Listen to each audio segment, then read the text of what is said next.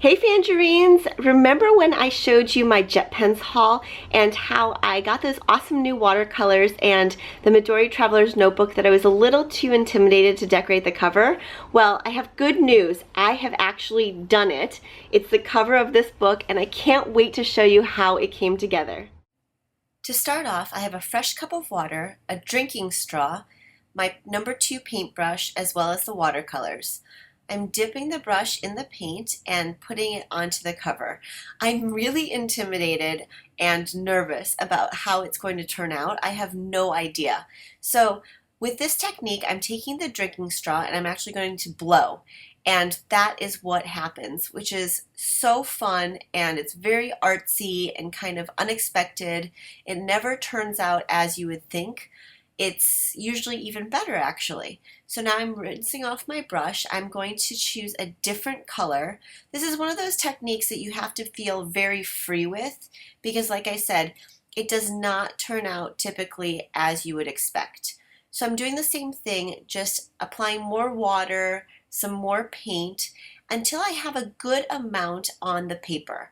And then taking the drinking straw again and just blowing. And it's so cool how that just splatters out that way.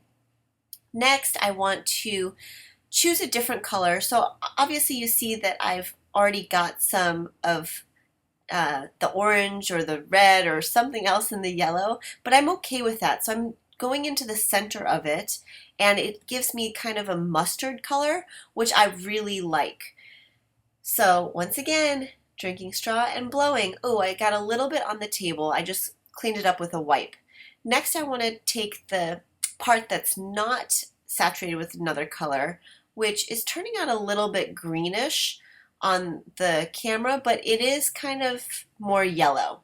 So I'm going to blow again, and it looks like it needs just a little bit more paint and some more water. You can adjust accordingly if you're trying this technique at home. And don't worry about making a mess. That will definitely happen.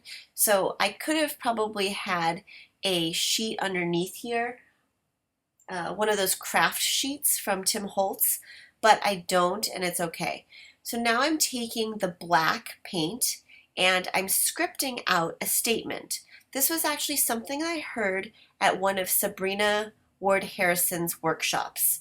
And I just thought it was really beautiful. It stuck with me and I think I have it written in several books and journals. And look, I got a little bit of paint over there, but I'm not too worried about it because I plan on covering it up.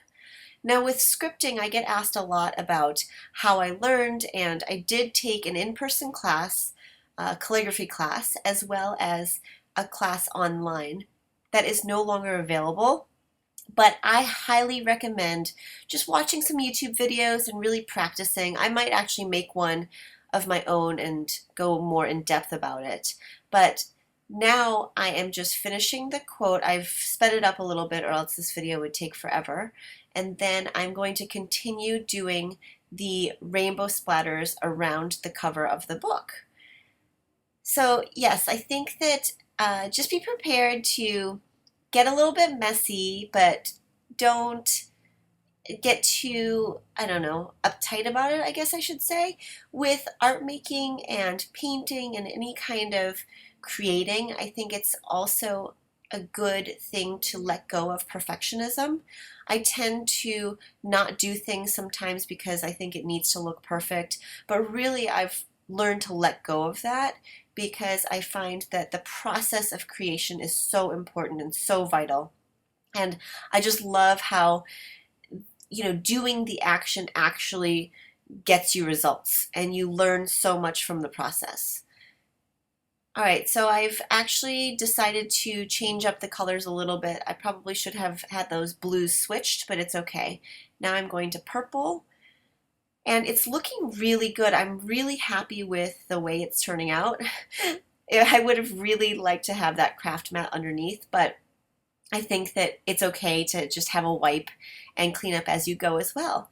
So here is the result. I am so pleased with the way it turned out. I think that it's one of those fun experiments with all kinds of rainbow colors and these awesome, amazing watercolors that I have linked below.